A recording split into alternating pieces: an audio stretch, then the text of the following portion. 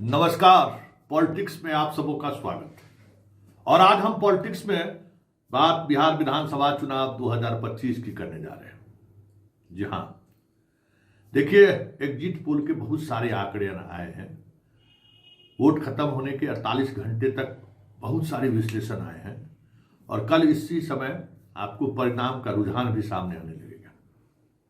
लेकिन आंकड़ों की इस खेल में जो एक साफ संकेत दिख रहा है, जिस संकेत से तमाम एग्जिट पोल वाले पंडित लगता है या तो बच रहे हैं या फिर नजरअंदाज कर रहे हैं कि कहीं ऐसा ना हो कि कहे कि देखिए ये लोग जो है सो गोदी मीडिया की तरह बात कर रहे हैं।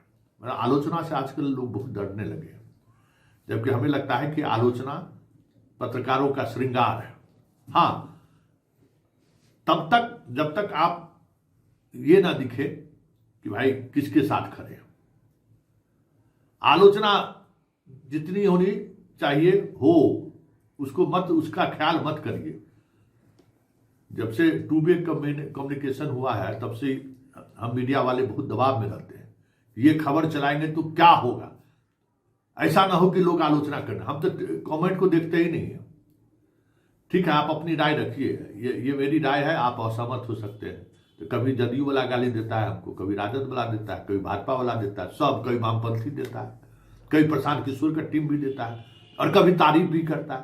तो इसलिए हमें आनंद आता है। खैर, जो आज जिस मुद्दे पर हम बातचीत करने आए हैं वो मुद्दा है कि बिहार में एक बार फिर से जीन निकलने वाला है। जी हाँ, अभी तक बैलेट बॉक्स से जीन निकलता था, इस बार बिहार में ईवीएम से जीन निकलने वाला है और संकेत कुछ ऐसा ही है। ये जीन किसके पक्ष में जाएगा उस पर ज्यादा दिमाग लगाने की जरूरत नहीं है, लेकिन जिसके भी पक्ष में जाएगा वो समझिए कि एकदम एक तरफा रेलम रेल, जिसकी कल्पना आप नहीं कर रहे हैं। हो सकता है कि रिजल्ट के बाद आप कहने लगे कि महाराष्ट्र वाली स्थिति हो गई। रिजल्ट के बाद आप कहने लगे कि भाई ईवीएम में हैक हो गया। रिजल्ट के बाद आप कहने लगे कि चुनाव आयोग गड़बड़ी कर दिया। लेकिन जो तस्वीरें सामने आई हैं, एक बात तय मानिए, इस बार के हार जीत में 2020 वाला चिन्ह कहीं दिखाई नहीं देगा कि एकदम मार्जिनल हार जीत हो रहा है। सीटों का अंतर बहुत कम, सीटों का अंतर है। 12,000 वोट से तेजस्वी सत्ता से बाहर रह गए। इस बार ऐसा कुछ भी नहीं होगा, यह तय मानिए। इस बार वही होगा जो लालू के जमाने में होता था, जिन निकलता था। लालू जी कहते थे जिन निकल गया, तो इस बार जिन निकलना है कहीं न कहीं से। और जिन निकलने की वजह क्या है, जरा उस पर हम चर्चा कर लेते हैं और आप भी उस चर्चा में मंथन करिए। अभी वक्त है रिजल्ट आने में, लेकिन बहुत सारी चीजें आप पारदर्शिता से समझने की कोशिश करेंगे तो बहुत कुछ समझ में आएगा कि हम क्यों कह रहे हैं कि जिन निकलने वाला है। देखिए, 2020 के चुनाव में हम दिखा रहे हैं आपको, 2020 के चुनाव में जो वोटिंग हुआ था, उस वोटिंग से 2025 की तुलना अगर करिए तो हर कॉन्स्टिट्यूएंसी में, हर विधानसभा क्षेत्र में 18,000 ज्यादा महिला वोट किया 2020 की तुलना में। 18,000। अब आप समझ लीजिए, आंकड़ों के इस खेल को समझिए। अगर इलेक्शन कमीशन को डाटा को देखें तो 2020 में 59.69% महिला वोट की थी। ठीक है, और 2020 में महिला वोटरों की संख्या 3,48,50,815 था। इसमें से 2,08,04,957 महिलाओं ने मतदान किया। ठीक है, याद रखिए ये आंकड़ा, 2,08,04,957 महिला। और कुल वोटरों की संख्या 2020 में कितना था आपको? 3,48,55,815। और इस बार 2025 की अगर हम बात करें तो महिला वोटर की संख्या बढ़कर हुई है 3,51,45,791। मतलब बहुत ज़्यादा महिला वोटरों की संख्या में 51 लाख इधर है, और 20 में अगर हम बात करें तो आपको महिलाओं की संख्या में मामूली बढ़ोतरी हुई, 48 लाख था और अब 51 लाख। समझ जाइए कि कितने 3 लाख, मतलब 2020 में 3,48,55,815 महिला के मतदाता थे, और इस बार जो है 3,51,00,000, मात्र 3 लाख महिला वोटरों की संख्या बढ़ी है, 45,791 महिला वोटर, जिसमें से 2,52,27,648 महिलाओं ने मतदान किया है। इस तरह 2020 की तुलना में 44,22,691 महिला मतदाताओं ने अधिक वोट डाला है। अब उसको बांट दीजिए, लगभग 44 लाख वोट अधिक की, तो उसमें जहाँ बांट दीजिए 8.8% ज़्यादा पोल हुआ है, तो लगभग 18,000 पर कंस्टिट्यूंसी में महिला वोटर ज़्यादा वोट किए।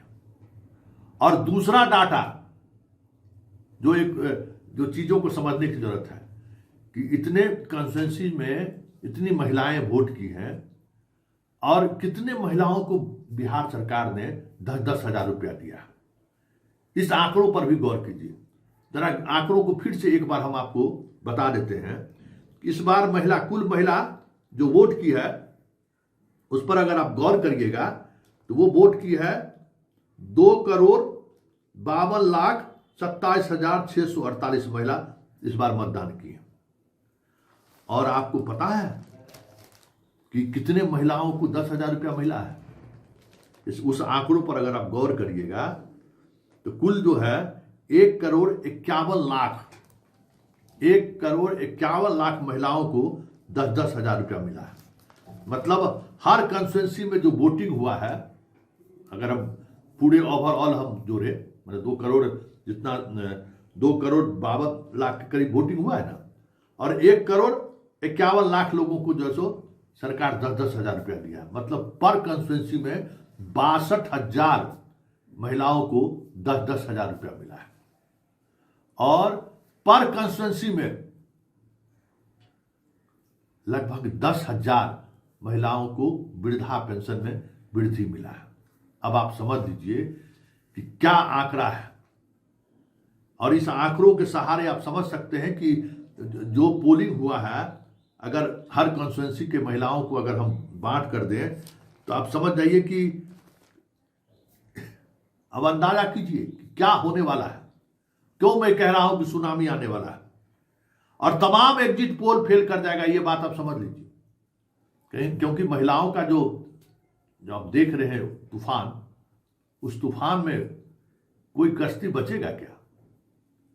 जहां हर कंस्टिट्यूंसी में 62,000 महिला, अगर हम बात करें कंस्टिट्यूंसी वाइज, अगर हम बात करें तो आप समझ जाइए 2,51,00,000 ये है, और उसमें 1,51,00,000 जो है सो महिलाओं को पैसा मिल गया है। तब क्या होगा? तो ये एक बड़ा सुनामी का संकेत है, और महिलाएं बढ़ चढ़ कर हिस्सा भी लिए। तो हर कंस्टिट्यूंसी में अगर मान लीजिए लाभुक वोटर की संख्या, युवा, और सबको निकाल लीजिए, युवा, महिलाएं, वृद्धा, जिसको इंदिरा आवास मिला, अगर हर कंस्टिट्यूंसी में निकाल लीजिए तो 1 लाख ऐसे वोटर हैं जो सरकार की योजनाओं से व्यक्तिगत रूप से लाभान्वित है। तो अब अगर व्यक्तिगत रूप से लाभान्वित वोटर अगर सरकार के साथ खड़ी हो गई तो फिर सुनामी। और व्यक्तिगत रूप से लाभान्वित मतदाताओं में से 50% से भी ज्यादा मतदाता या 50% मतदाता अगर विपक्ष के साथ खड़ा हो गया तो तेजस्वी की सुनामी। अब किसके साथ खड़ी होती है ये महिलाएं या लाभुक पुरुष या महिला, ये तो कल पता चलेगा। लेकिन आप समझ जाइए कि हर कंस्टिट्यूंसी में अगर 1 लाख वोटर सरकार की योजनाओं से सीधे सीधे बेनिफिट स्कीम से लाभान्वित है, तो उसमें आप रिजल्ट की बात क्या सोच सकते हैं? अन्य राज्यों का जो अनुभव रहा है, अगर उसी अनुभव पर अगर गौर करिए तो महाराष्ट्र हो, मध्य प्रदेश हो या झारखंड हो, चुनाव के समय पैसा उन्होंने दिया। नीतीश कुमार तो चुनाव के समय 10,000 रुपया 1,51,00,000 महिलाओं को दिया है। उसके अलावा पोशाक योजना, साइकिल योजना, छात्रवृत्ति योजना, मुफ्त में किताब, महिलाओं को सैनिटरी पैड, लड़कियों को मुफ्त में, उस तरीके की बात अगर सोच ले तो एक भी वोटर ऐसा नहीं है जो किसी न किसी योजना के तहत लाभान्वित नहीं है, नहीं तो अंत में बिजली फ्री में।